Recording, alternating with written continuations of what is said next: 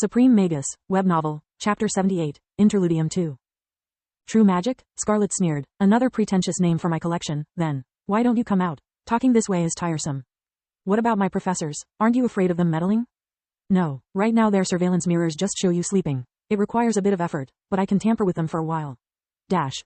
Lith swallowed a lump of saliva. The monster wasn't lying, it could have killed him 10 times already. But that only made the situation even more scary. How'd I get out without waking the others? A warp steps appeared in front of him, leading in front of the Scorpicore. Fighting hard to keep his knees from shaking, Lith started weaving all his strongest spells, preparing for the worst. Scarlet stared at him with an inquisitive look. Despite being so close, it was hard to perceive any trace of corruption, and that was already a good sign. What do you want from me? Lith asked with one spell ready for each of his fingers. I already told you, I just want your cursed object. After that, I will get out of your hair. My partner is no cursed object or anything. Is just an artifact, you were clearly mistaken. Do you even know what a cursed object is? No, Lith admitted. You see, no matter how powerful an artifact is, it has no life. It's just an object. Scarlet handed to him its pince nez. This is an artifact, believe me. Now, use your true magic and tell me, does it feel alive to you? Lith used invigoration and life vision, perceiving many and powerful magics within it, but no life. It had mana flow, but no mana core or life force. Solus, what about your mana sense? It indeed has more power than many of your professors, but no mana core. Dash. That huge castle is a massive and powerful artifact, but is it alive? Scarlet pointed to the white griffin with one of its claws. Once again, both life vision and mana sense reported a huge flow of mana, but no mana core. No, Lith reluctantly said. Now, what about your ring? Lith used invigoration for the first time ever on Solus. Just like in the past he had used life vision to see her mana flow and life force, invigoration revealed a small yellow mana core. Why didn't you ever tell me you have such a weak core? Lith asked, surprised by the fact that she was so weak, despite all the years spent together. Well, you never asked. Besides, what did you expect? After almost starving to death, I was left with barely a red one.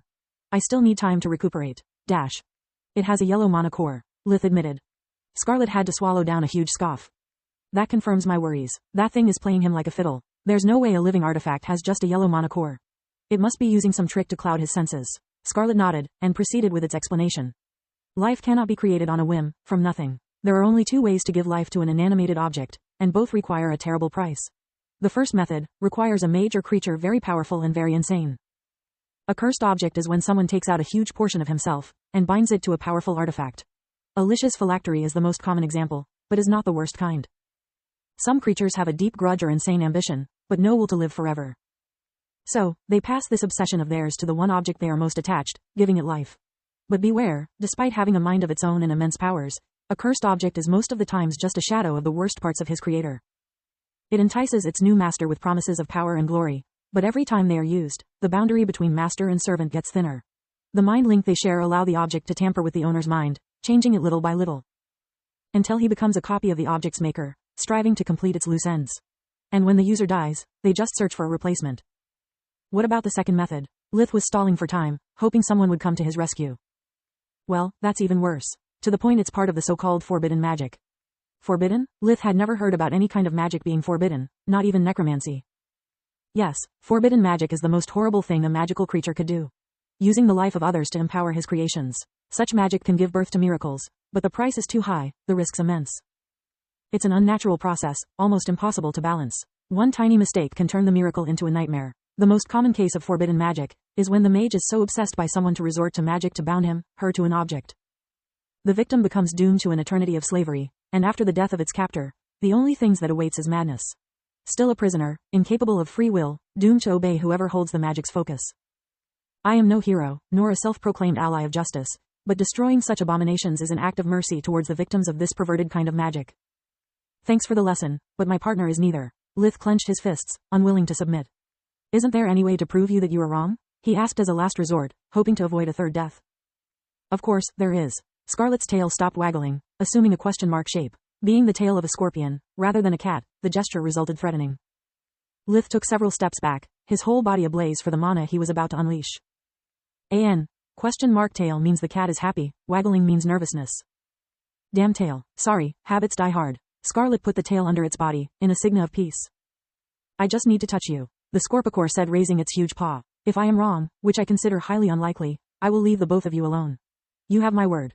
It made sense, even Lith needed physical contact to use invigoration. If the Scorpicore had a similar technique, it was bound to work the same way. Lith nodded, and Scarlet pressed 2 digital pads on his forehead. Being much older and experienced than Lith, its aura technique not only had all of Invigoration's properties, but it also allowed Scarlet to get a glimpse of the subject's true nature. Under the effects of aura, no deception was possible. Both the body and the mind could not lie. What Scarlet saw sent cold shivers down its spine. The body was fine, and so was the mind and the monocore, aside from a small imbalance caused by too much refining. It was something that would fix by itself, with time. But where Lith's true self was supposed to be, there was only a bottomless void, made of rage, grieving and hate. Staring into that abyss, the Scorpicore could see the abyss staring back, trying to taint its mind with twisted logic and unbridled fury. Circling the void, there were several lights, keeping the void at bay and preventing it to devour everything. Getting closer to the lights, Scarlet was able to see that each of them had a face and a name. Carl, Rena, Lark, and so on. Only one light had a name but no face. Solus. Order and chaos. What the heck is this pup? This is exactly what I would expect to find in a cursed object, not into any living being. If the corruption spreaded so fast, it means it's way worse than I thought. I will probably be forced to kill them both.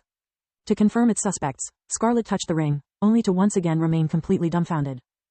Not only the monocore was yellow, making it the worst living artifact ever, but there was no trace of madness, pain or ill will. There was only a light, like the Scorpicore was used to see in cubs and babies. The being in the ring was so naive to be upsetting. The black dots encompassing the light had all the same name and face. Lith, being so close to the abyss for so long, seemed to have affected the living artifact, making it less trustful and cynic. By the Great Mother, Scarlet's head was spinning. The human is corrupting this thing? Not the other way around? What madness is this? Because of the shock, the Scorpicore took a step back, trying to rearrange its chaotic thoughts. Whatever you are not a kid. You are a monster, Scarlet growled. Well, you are not that good looking either, at least according to human standards. Lith filled himself to the brim with mana with invigoration. The beast's tone and glare had already said all he needed to know. Insolent whelp, who cares about looks? It's not about what you do. Is because of what I am. Lith completed the phrase, remembering Protector's words. I'm sorry, Solus, it's been great knowing you. It seems you'll have to find another partner. Please, forget about me, and live as long and happily as you can. Dash. The disparity between Lith and his opponent wasn't something that could be overcome with dirty tricks or ingenuity. Lith was preparing himself to die. His only hope was to give Solus enough time to run away from the mad beast. No way, it's only my fault. If it wasn't for me, this thing would have left you alone. I'm not leaving you. I have no chances on my own. I much prefer to go down fighting instead than running. Dash. Solus squeezed her ring form hard, preventing Lith to take it off. Thanks to its aura technique, Scarlet was still able to see both the monocores. The ability had long-lasting effects. For a brief moment, the cores started to pulse in unison. The yellow one took the excess energy from the cyan one, turning green and allowing it to stabilize to the next level. The two cores' resonation allowed Lith's magic power to go way beyond his limits, to the point that the ring grew and expanded, covering the right hand in the form of a fingerless glove.